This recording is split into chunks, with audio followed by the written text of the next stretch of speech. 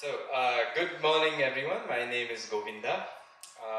Welcome, everyone, to the Becoming Community Jam, and welcome to our farm palette of green and red. So, we're really glad you're here, and I invite you all to take a moment now to adjust your seating so you can feel a little more relaxed and a little more comfortable, maybe. Just take a moment to adjust and see if you're all right. And you've all traveled from all these different places from really far away. And probably with people you haven't really met yet. Yeah, feel free to take a seat on the floor. You're very welcome to. Yeah, you've traveled far to a farm and with people you may not know yet. I'm just realizing, I don't think I hit record on that thing. Sorry, just a second again, we'll restart. Okay. Yes, okay, I will continue. We all came from really far away from the city, from different parts of the country, like Kerala or other places. And you don't really know the people here. But to an event that maybe you don't know what this, maybe not be so clear, like why are we here? What are we doing here? And why now? Yeah, so I want to maybe, this is going to be a bit of a long speech, and I will not speak too much for the rest of the weekend. My hope is that I just kind of open this container in space and we'll continue from here. So I want to start by simply sharing why this gathering exists at all. Because it didn't come from an idea or a business plan. It came from a long period of searching, a few moments of clarity that stayed with me, and a catalyst planted by a friend of mine, and she's a facilitator and teacher, Lakshmi, who couldn't be here due to an injury. But because of that seed, and so I grew up, starting from a story, I grew up deeply immersed in science and technology. Engineering made sense, and logic and systems problem solving. It all felt like a way forward for humanity. But at the same time, I also grew up with music and listening, enjoying, playing instruments, just learning sounds, spending hours just exploring. It was really playful and creative without justification, and something that came from my heart that words could never explain. But over time, as I grew up and started working in the capitalist Silicon Valley with fast moving technological progress, I began to feel something missing. Progress was accelerating, like metrics like GDP were improving, and yet many people, including myself, were becoming more anxious, more disconcerted, more fragmented, more disconnected from their bodies and from meaning.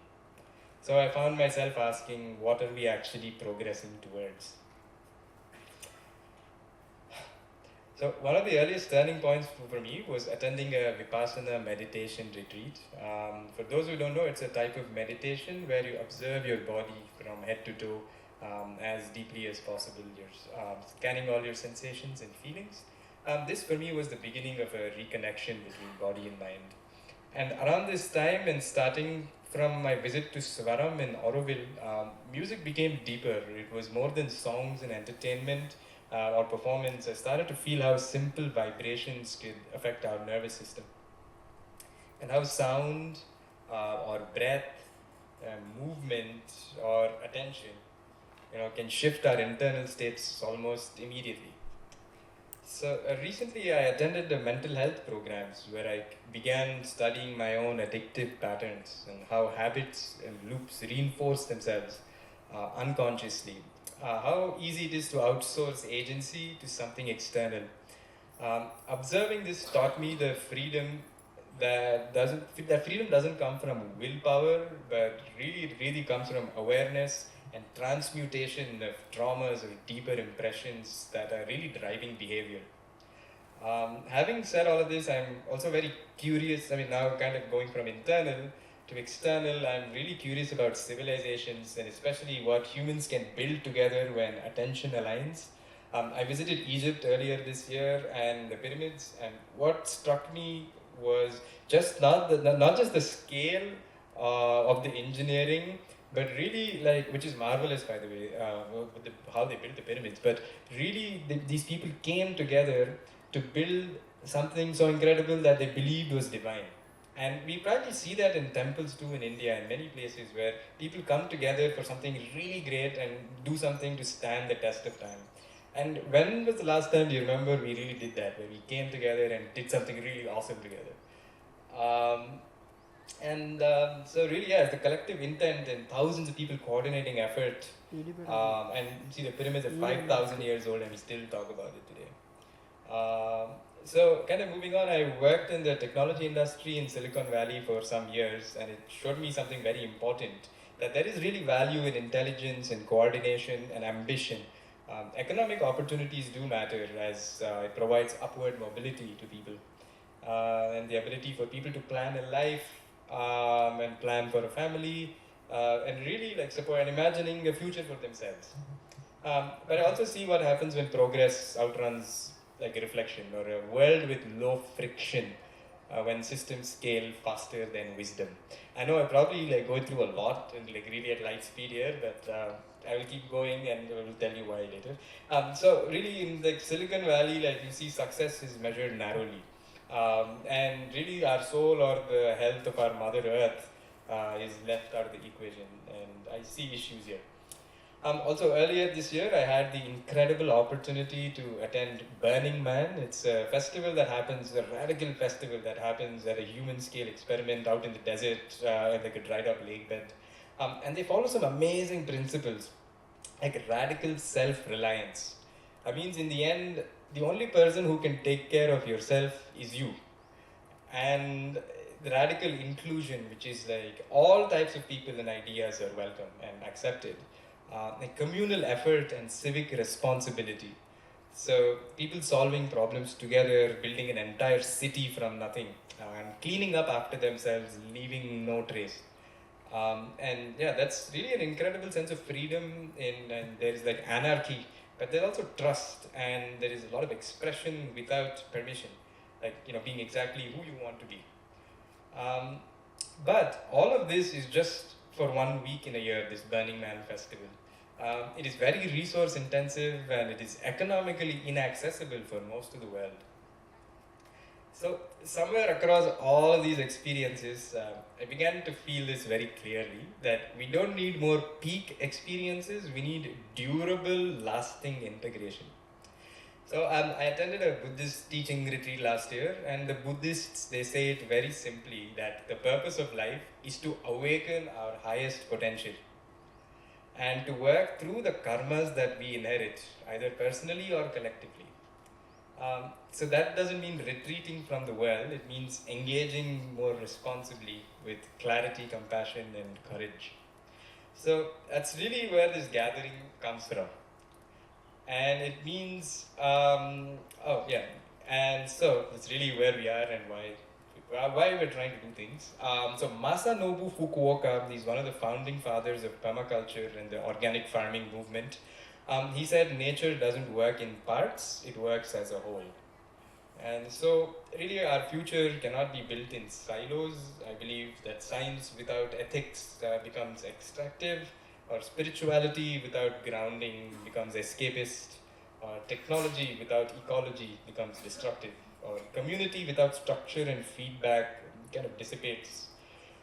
So, in conclusion to all of this, the idea for this gathering and this festival is an attempt to let all these various domains sit in the same room, to see what aligns, to see what conversations become possible when we stop separating kind of our inner work that we do with the outer work, and to witness the best of humanity can offer through arts and music and craft and play or inquiry and the businesses we choose to build. So yeah, like what are new quantum gaps we can open to allow for some new mass and energy to flow in. So yeah, this is also my year-end reflection, what you're hearing.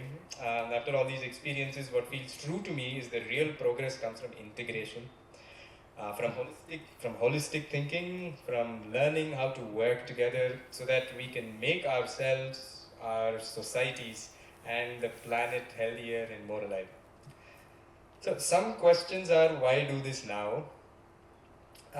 Because we are living through enormous change, especially here in India. We have a massive young population and incredible talent. I meet people constantly who study like at pretty good colleges, like engineering or computer science, but they end up being a Swiggy driver. So how, how do we justify this? Like, where is upward mobility for them? What is the chance for them to look out a train and just contemplate on life, or to really pause and reflect and plan for their own families. So life itself is a constant struggle for so many people. And now with the rise of artificial intelligence, and especially without friction, I believe there's going to be a lot more societal unrest, a lot more change if things don't seem checked. So we also know that we are going towards a serious environmental and climatic consequences and problems, and with our ecosystems. And these aren't abstract problems anymore. It's climate change and environmental problems. I mean, these are real problems, and I see the direct impact on our own mango trees. Every year, things are getting pretty bad, and the rains are bad. Like, they're unseasonal. There's all sorts of issues that we see directly here. So so, having said all of this, like having kind of given you all these problems, the question also is, why here and on this farm, and what is this farm really? So, Palette of Green and Red is itself a prototype. It's an experiment in sustainable living, in integrating farming practices, architecture, thoughtful design, human lodging, and spaces for gathering. So, it's an attempt to see how ecology, livelihood, and community can coexist in one place, imperfectly, pretty far from it, but intentionally. And the land you're on now is part of this experiment. So, what we're prototyping here this weekend is not just a festival. We'd like to prototype, I'll try to add humbly, a new social operating system. Where people meet, ideas cross-pollinate, where we communicate our needs and differences without collapsing into conflict. A place where new initiatives, new art projects, or businesses, ideas might emerge, ones that genuinely serve people and the planet. So this community jam is an invitation to see yourselves not as passive participants, but as active co-creators of this gathering. Weavers who will use the threads available here.